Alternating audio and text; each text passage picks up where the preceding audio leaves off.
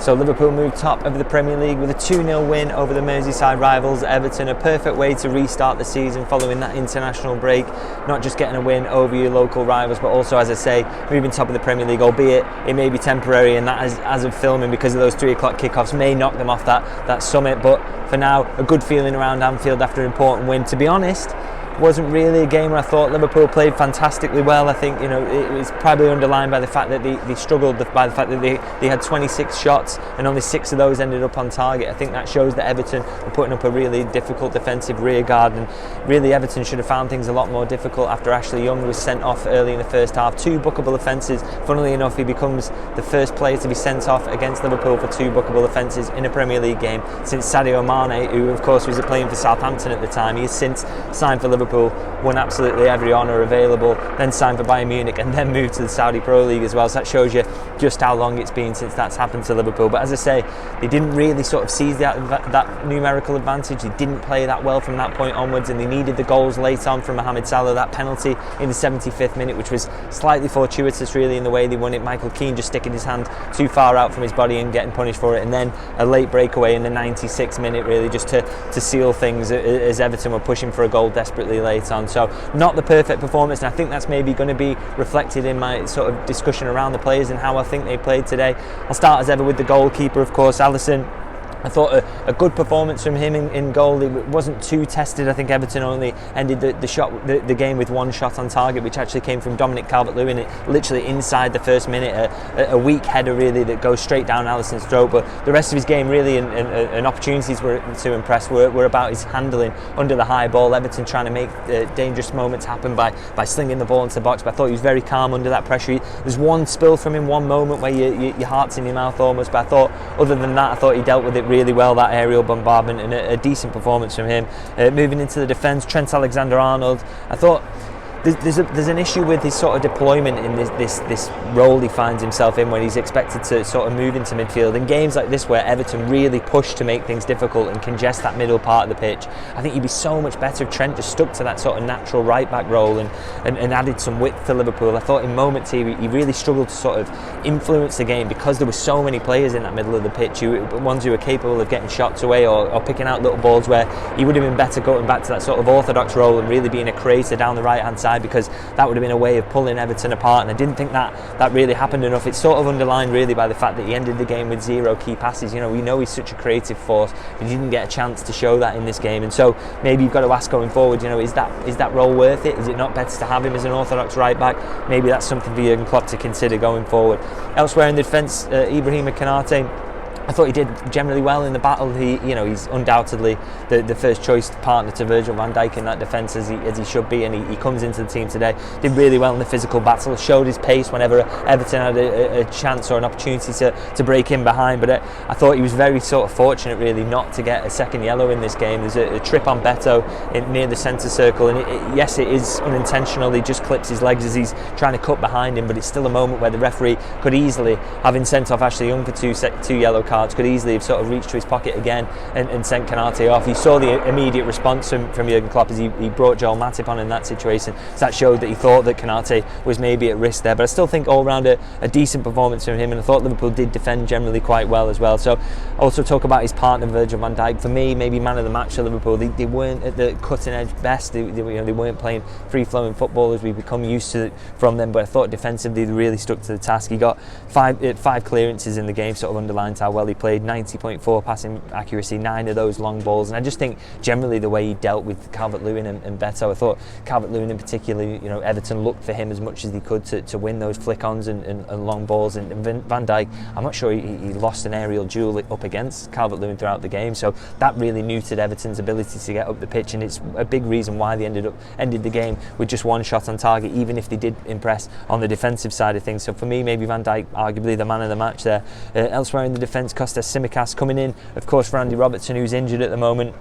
I thought it wasn't really his game. I think Kostas Tsimikas does have his uses and he is an underrated creator, but I thought he really didn't sort of get to show that side of his game today. He thought some of his crossing was poor, and you know, he did battle and he tried, but he ended the game with one key pass, which just shows you that he wasn't able to create in the way you would hope. And I think it said a lot that when Liverpool were really pushing for that goal, Luis Diaz gets moved to left back. That says a lot that Jurgen Klopp sort of felt that he wasn't getting enough creatively from his left back, and that's maybe not a move he would make with Andy Robertson on the pitch. Now into the midfield, into the holding role, we'll talk about Alexis McAllister. I thought, you know, there are games where I think he can get exposed with his lack of physicality in that holding role, and maybe this could have been one of them, because Everton were very physical and they've got big lads in central midfield who make it difficult for you. But I actually thought McAllister really stuck to his task well. I thought there was a lot of times where he came in and nicked the ball and then used it well, and it didn't look out of place at all in that holding role. So maybe there is some debate over whether he keeps that in the long term or whether Endo comes to challenge him for that position. But I think this isn't a game where you come away thinking McAllister didn't do enough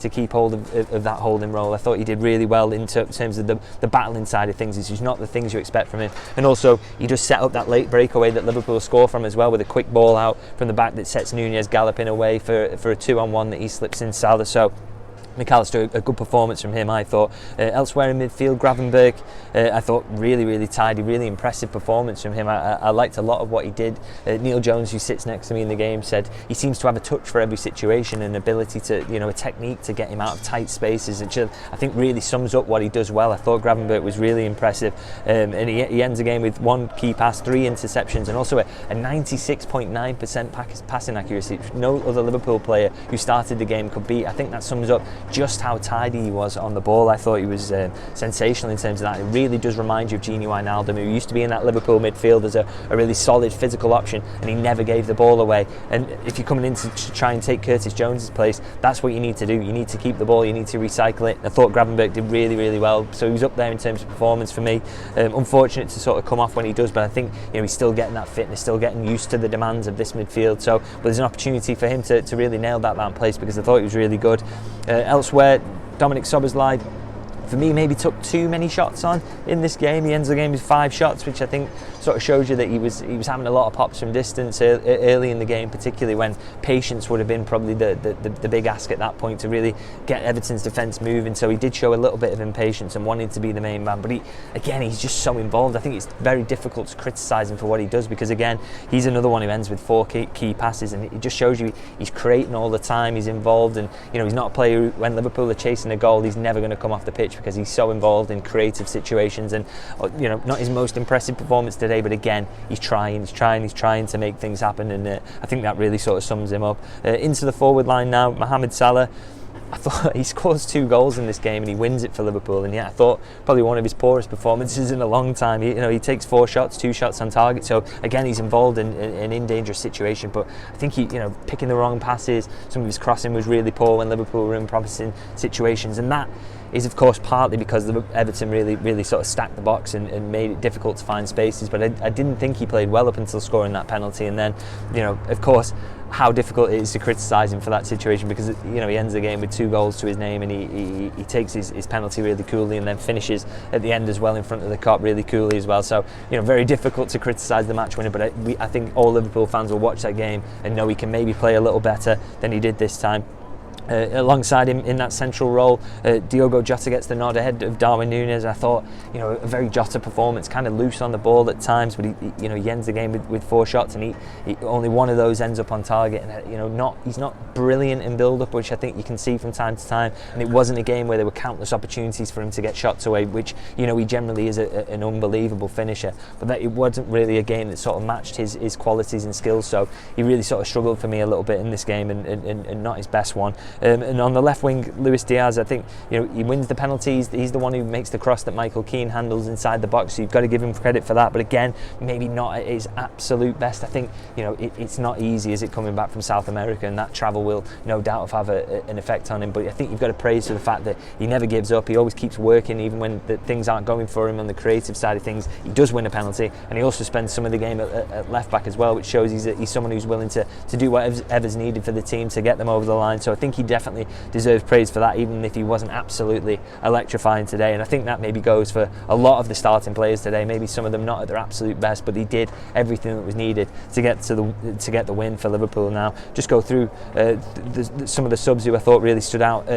Harvey Elliott, I've praised him many times for his appearances as a substitute so far this season. I thought another incredible sort of effort, really. He changed the way Liverpool played. He completed 31 out of 31 passes, 100% completion rate, and you know the way he plays football as well.